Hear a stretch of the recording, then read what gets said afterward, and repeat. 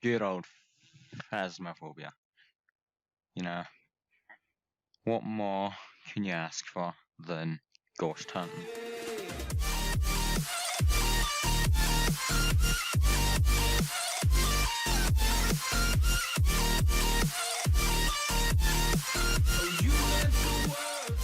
To put it in perspective, right?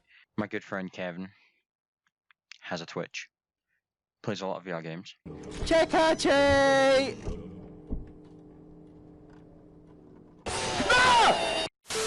Really good creator. Love his content. His link will be on screen and in the description, like right now. So go click it, or you'll have 69 years of bad luck. Okay. Because I play a lot of Phasmophobia, if you couldn't tell by the endless amount of YouTube videos that I've got, that I would make another, but strictly based on how to play the game, what every bit of equipment does, and I'm going to try and summarize it in under 10 minutes, but we'll see, because there's a lot. Where do I begin? So one thing you'll listen to, oh yeah, if you couldn't tell my face cam's not on, that's because this is a tutorial, okay? This is like, this is the real deal. When you load in, you'll have an objective board. You'll get 4 optional objectives, and then you'll also need to use some of the stuff on there, which I'll point out, to fill out this here. You find 3 crucial pieces of evidence that, as you get more of these, it'll narrow it down. So you only have one. There's going to be a lot more options down here for the ghost type. If you get another one, it'll narrow it down, and if you get one final one, then it'll give you one specific. You also have details on what this is, but I'm going to explain it in the video because people find it a lot easier to watch videos than read. You get the different types of ghosts and strengths, weaknesses. Basically, this book is your friend. Before you start, you pick up the house key if one of your teammates already haven't done it, because if you don't, you're going to go out there, walk to the door, realize it's locked, have to waste time, come back here and pick it up again. Okay, 5-minute timer. Or, I don't know if it always is 5 minutes, but regardless, whatever that timer is, as soon as you open the van, that timer is going to start going down. Because then, when it reaches 0, I'm pretty sure that's when the ghost really likes to make its presence known. The keyboard, you press it. Obviously, you'll figure out the buttons on whatever you play on. What I'm about to show doesn't matter whether you're playing in VR or non-VR. This is just strictly showing you how you use it. However, if you press the keyboard, on the current camera it's set to, it will show you night vision. If there was somehow a light on outside, or say you press the mouse, which obviously there's no other cameras around, but obviously you can put cameras in the house. If you put a camera in the house and turn it on, wherever you set that camera, you'll be able to then click the mouse in the van to see what that camera sees. You can also mess with the night vision, turn it on and off. A lot of the time you'll need to mess with this to use the ghost orbs, or to look for the ghost orbs, should I say. Ghost orbs is one of those free potential pieces of evidence to kind of determine what kind of ghost it is. That is your main objective. This is what Phasmophobia is. You find 3 pieces of evidence that like pretty much tell you what the type of ghost is, and these are, as it says up top, optional. However, if you have one of these cameras, I'll point out specifically, if it lets me move forward, this camera here, if you have this camera, again, doesn't matter if you're in VR or not, because you can still do the same stuff for all this, although it's maybe easier to place, I don't know. You turn this camera on with whatever your turn on button is. See, you can already see it there. That's a good example. So this is a good example because the camera's already on. Although if I turn night vision off, there we go, you can see what is, like where this is pointing. So obviously you can see if I just sit this there, it is kind of there. Obviously if this was inside the house, you'd make sure there's no lights on, because if there is lights on, then that's all you're going to see on this camera. If there was no lights on in here, then obviously you'd see very clearly, and I'll try and get an example of that.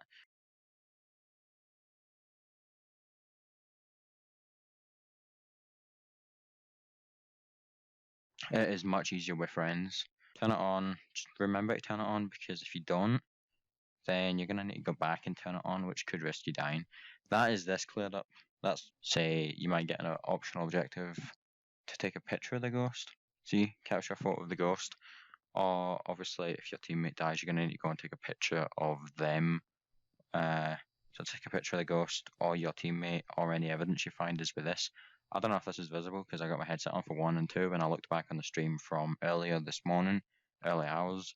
Apparently you couldn't see these or the glow sticks, so I was just kind of holding something in my hand. If you can't see what I'm holding right now, then I'll try and find an example and edit it in.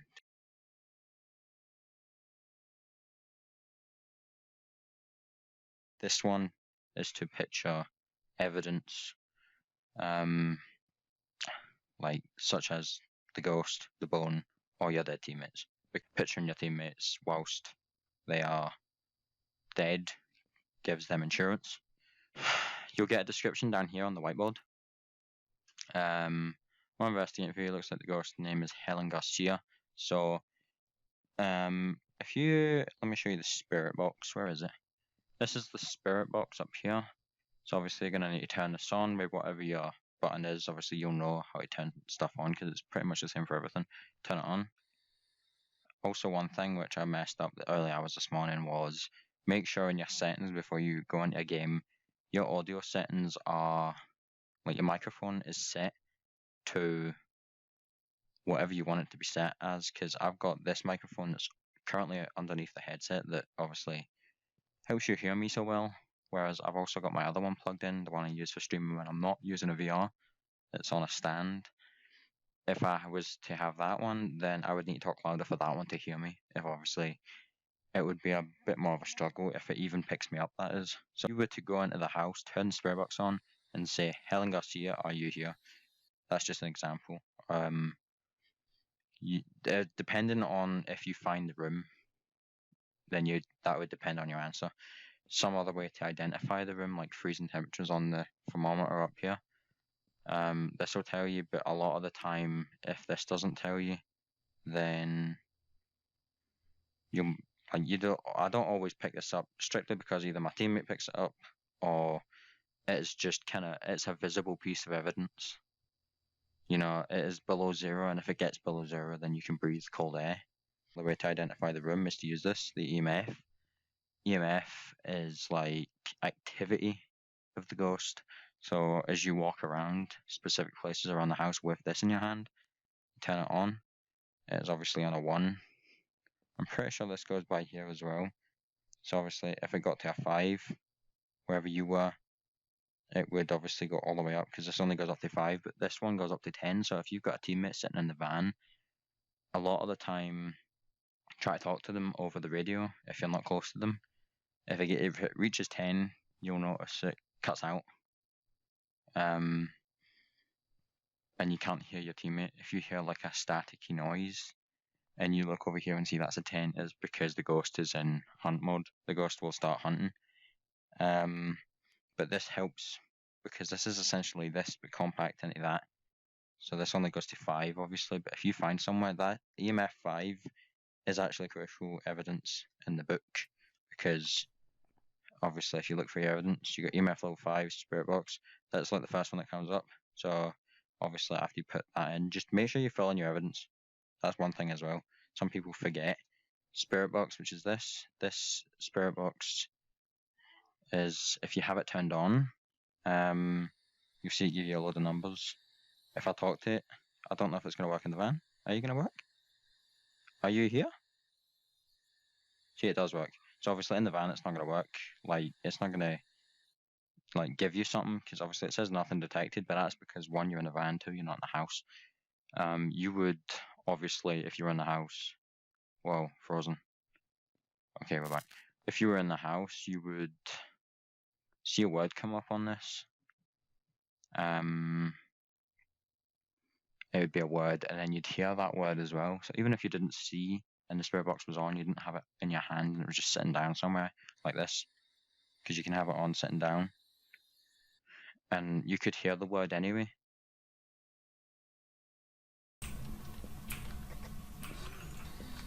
Are you here? Motion, yeah, that one, spirit box. You just talk into that after you turn it on, wherever you are around the house and what room you think the ghost is in. If it responds, then that is your evidence you put in there. Fingerprints, quite simple. I'm pretty sure you've all seen this anyway. UV light, purpley thing, has to be complete darkness, obviously, which obviously is no example in here, but shine the purple light and look for some sort of green hand mark or, you know, something that looks like fingerprints. Obviously, you know what a UV light is. You want to try and talk to it? Because I don't know its name. Are you there? Oh my god, there's a handprint on the wall. Window. There's a handprint on the window. Ghost orbs, like I explained, this camera, you turn on, take it into the house, sit it somewhere where you think the ghost's room is, and then come back, mess with the mouse and keyboard, find the room on the screen, and make sure all the lights off are in that room where this camera's been placed. It will be, you'll see it, and I'll leave in another example of what a ghost orb looks like on this screen. The tripod, you can, after you turn it on, obviously, again, bad example, you can place it as you see, whether it's in VR or not, you'll know it's either F or G. I always get them mixed up on a mouse and keyboard, but obviously you'll figure out what it is in the controller. See, you can set it, so you don't need to find somewhere, essentially. You don't need to find somewhere in the house to sit it. If there's nowhere for the camera to sit, you can put it on a tripod and take it in as well. Ghost writing, now that's these books, don't mistake this one for this one. These two books specifically, you would pick up, and wherever you obviously think the ghost is, you take one of these and you'd place it somewhere in the room you think the ghost kind of haunts. And then the ghost can write on your book occasionally, and that would obviously, again, act as evidence.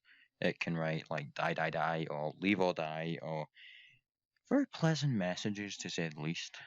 Freezing temperatures are already explained. It is a visible thing. You can you can see the freezing temperatures, like the cold breath coming from your mouth, whether it doesn't matter whether you're in VR or not. You will see, and that obviously means freezing temperatures. But obviously, if you want to be sure, you turn this on, this little yellow thing, and you would look for something below 0. And that is this for the crucial evidence.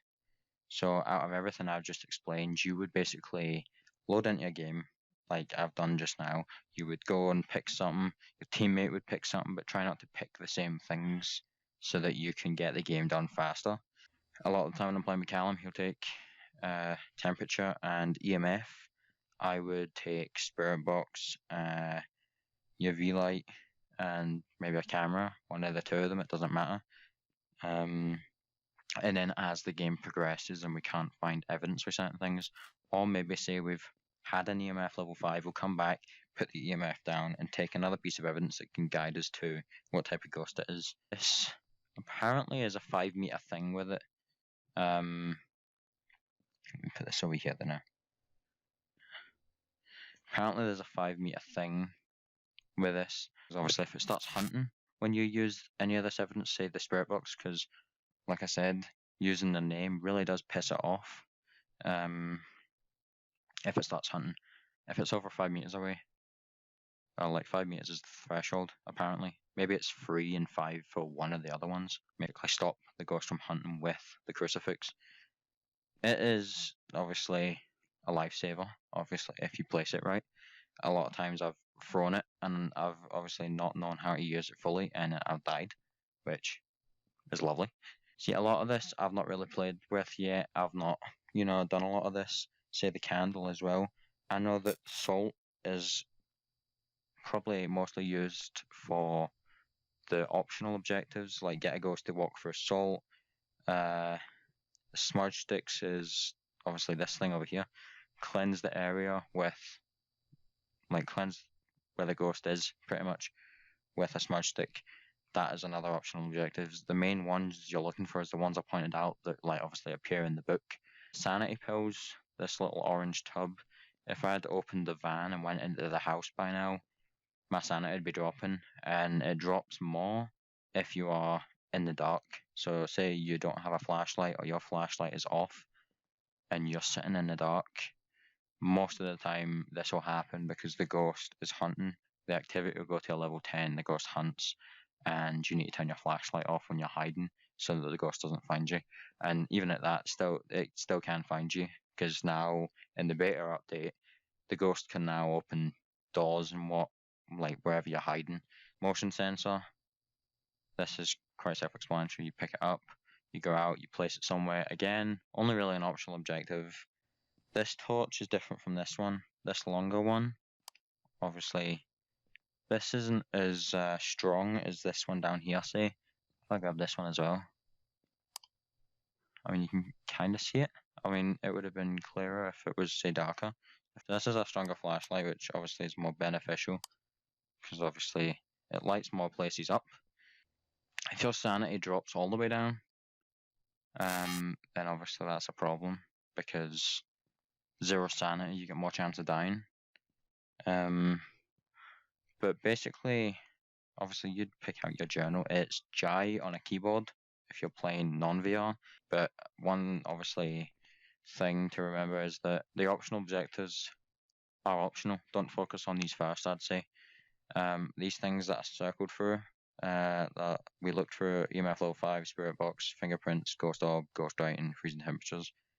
These ones are the ones you're looking for, because there is definitely 3 of them in the house out of all of them. So that's 1, 2, 3, 4, 5, 6. So your chances, obviously, there's 6 possible, but only 3 of them are right. Obviously, you fill in 3, so let's say EMF level 5, spirit box, and ghost orbs. That's a djinn. Whatever evidence you find, you need to make sure you log in the book, and so does all your teammates. You can have this, which if you're playing with people and you have a head cam, the people watching from over here can switch by clicking the mouse, and then eventually it will cycle through, say, all the cameras you've put up, and it'll switch to someone's head cam. You can get more than one of them. Obviously, you can get more than one of any of the evidence we've added. This is one of everything, because this game allows you and 3 friends, and that is, I mean, some people do mod the game and have 100-player parties, and your chances of dying are even less, but that's not the point I'm making.